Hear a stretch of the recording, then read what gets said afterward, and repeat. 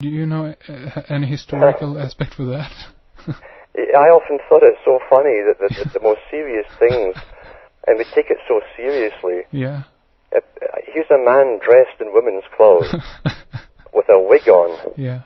And everyone is so solemn, and this strange character can have you put inside prison. Yeah, exactly. Yeah, sure. And it's a man wearing a gown, you know. Yeah.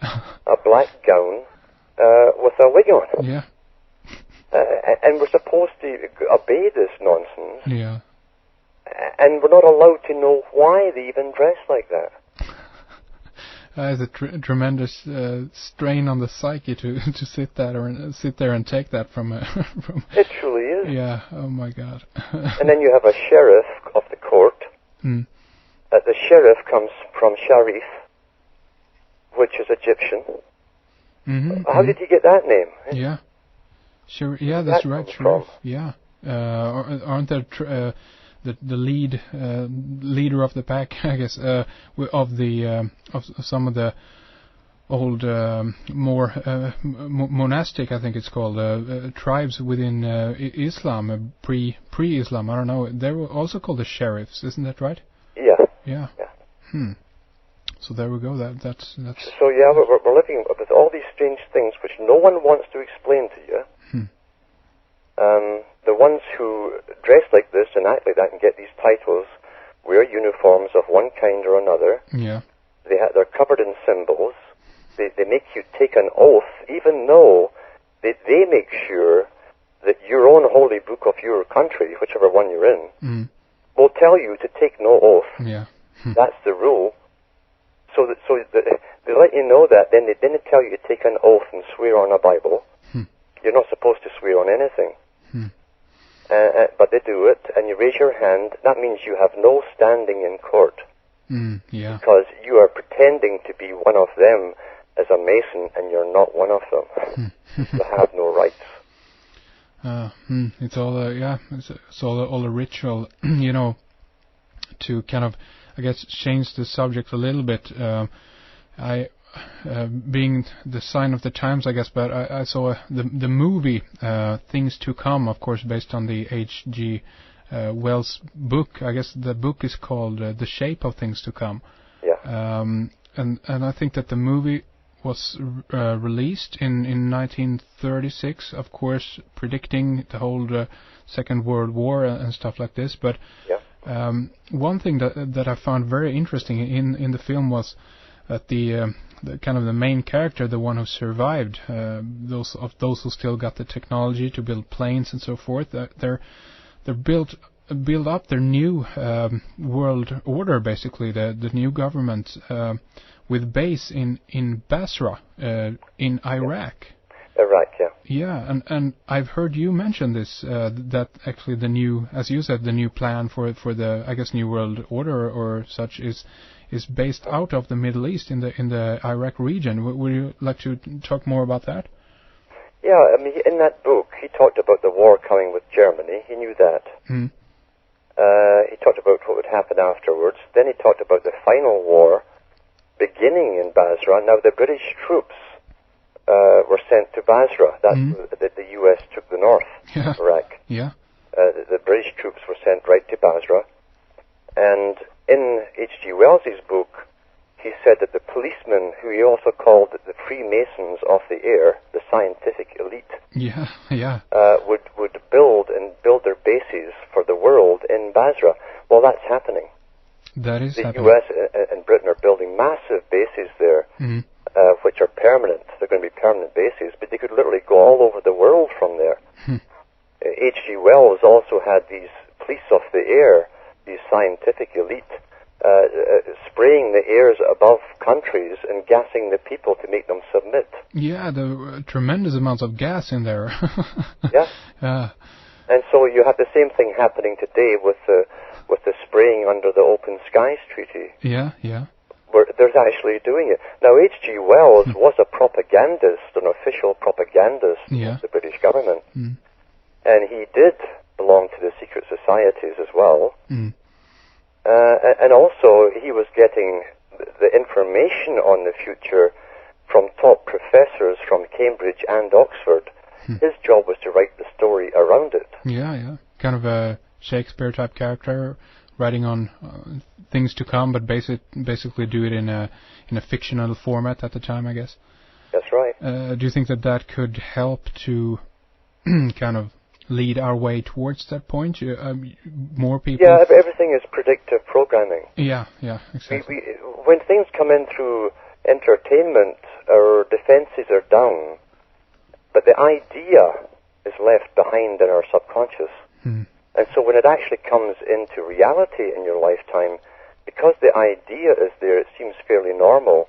It's not foreign to your mind, and you accept it more easily. Yeah. Preconditioning techniques. Regarding the area, as you said, do you think that the main plan for it being in Iraq is that it is this kind of nave of the earth, that you can reach all points from that point? Yes, it is, and I think it's also highly symbolic that the ancient world of their system began in Babylon, and that's where they want to end it, in Babylon. Yeah, take it back full circle then, I guess. And give it a new beginning again. Yeah. Interesting. I think it even is in the Matrix trilogy, or it might be actually from the animation series of that movie, but the robots or the machines that actually builds that symbolically, I guess, then the new world also takes root in as they call it, the cradle of civilization around Iraq, Babylon. Yes. So yeah. And whatever you find, wherever you see high ritualism, which never changes. That's the key to it. Ritualism is very important to them. They don't change ritualism. Yeah. That's part of their religion. They have to be precise. They love ritual. And it would make perfect sense. They would bring in the new beginning, where the old system was brought in. The birth of the old would have to be also the birth of the new. Sure. Yeah. One thing also that comes to mind, of course, was the name when I read stuff about it. Basra, meaning, of course, B-A-S. That's like the base from our language, Bas, and then you got Ra from the sun god. One thing that come to mind was in Switzerland they have a city called Basel. Yeah. And that's quite an interesting place. I think that the World Bank is based in Basel. Do you know if that is the case? That's the case, Basel, Switzerland. And Switzerland's an interesting place if you look at even the flag and the colour of it. And how it's always had a form of neutrality that everyone's respected. Sure. In warfare, I've never understood why someone who was a real dictator and a megalomaniac would obey a treaty. But strangely enough, it's always been done. Yeah. And you find most of the revolutionaries for all over Europe came out of Switzerland. They were trained there. Yeah. Voltaire and all these boys for the French Revolution came from Switzerland.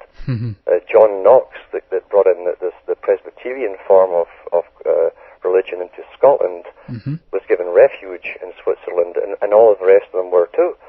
Switzerland has always been a big player in promoting this. However, you go back to Charlemagne, who was the first authorized king and warlord, used the sword to convert people to Christianity for the Vatican, put his first bank in Switzerland.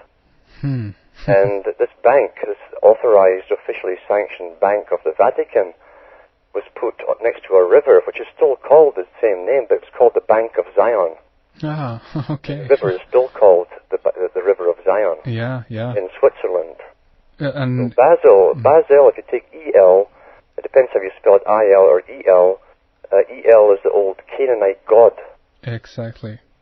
Yeah. I guess also, I don't know if we can connect this, but regarding neutrality, I mean, Sweden also, of course, especially during the Second World War, was also one of the countries who actually, wasn't invaded by the Nazis. Yeah. And we had a bunch of stuff that we actually, we exported iron ore to both sides, and we have the factories contributing to the war, basically keeping the wheels in motion of the war, and again that kind of to me hints that powerful hands are behind the war, because if you can if you just can cut the resources to the war, there will be no war to fight, because we have no machines and no guns and all of that. So I mean, do you think that there could be a connection or hint even regarding the name Switzerland and Sweden, pretty close? I'm pretty certain of it, in fact. Mm-hmm. What you'll find, see, we are fascinated because we get mystified when you see a plan that's even 50 years in the making. Yeah, sure. That fascinates us. However, it's almost unthinkable for us, with our short lifespans, to imagine people who can set up a future 500 years or 1,000 years ahead. Yeah. But that's exactly how this inner priesthood runs the show. They run, it's intergenerational. They plan for hundreds of years ahead. Yeah, yeah. And that's not unusual, because when you realize that the ancient pharaohs were taught the techniques of government from a very early age, and told that their ancestors or their descendants would be running the world thousands of years from then, it doesn't surprise me at all. Exactly. Since it's a system based on money primarily, and if you run the money, you control money, you decide what it is, how much it's going to be worth, and now you get to a stage where you just need to put it into a computer and all these numbers appear. That's what's called money. You can buy anything, you can force anything, you can collapse countries easily, instantly, and you can build up countries instantly. That doesn't surprise me, because they knew the power of wealth thousands of years ago. And it all revolves around that. Yeah. and I guess when they got the philosophy that they reincarnate, I mean that's the payoff right there. I guess they even, I mean, I know that we have been talking about this earlier, that there might be the case that they actually are reincarnated, back into the same family bloodlines. That's in that right. sense. That's what Plato talked about. Yeah. That's what that was part of the aristocracy of ancient Rome. That's what they believed. Yeah. They fed the Lares, the fires down below in their house, that represented the spirits of their ancestors, and they believed that the knowledge would come into the same family lineages because of reincarnation. Yeah. Same spirits, whether it was true doesn't matter, but the fact is, if they thought it was true, it would certainly help them plan their own future. Yeah, exactly, certainly, because just as you say, I mean, it's very difficult for us, or for many, I guess, many people today, to kind of set up, live their lives according to this very, very long-term goal, and maybe not get anything in return, instantaneously. Yeah. In that sense, so yeah. Yeah, it's almost impossible now to plan a future, which is also written into the shape of things to come. They said they get to a stage towards the end of the movie. They showed you this futuristic city. Yeah, where the same descended elite were up in the big tower building. Yeah.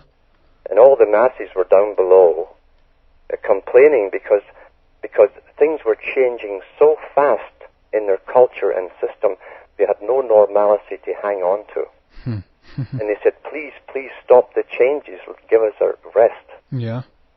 And you see, that's the stage they're going to bring the world to. We're coming into it now. Yeah, it feels like it almost. I mean, regarding that we have been talking about, this is a scientific order in that sense. And I mean, look at the scientific progresses, that at least are announced today. I mean, as you said, I bet you that they have lots of good stuff that we don't have a clue about. But nonetheless, I mean, even the stuff that is admitted is, I mean, it's a tremendous progress, and things are moving extremely fast at this point. Yes, and we see the drive on now for what they said they would do, which is to have a controlled population. Well, I don't know if you noticed that the Vera chip now was taking on stockholders. Yeah.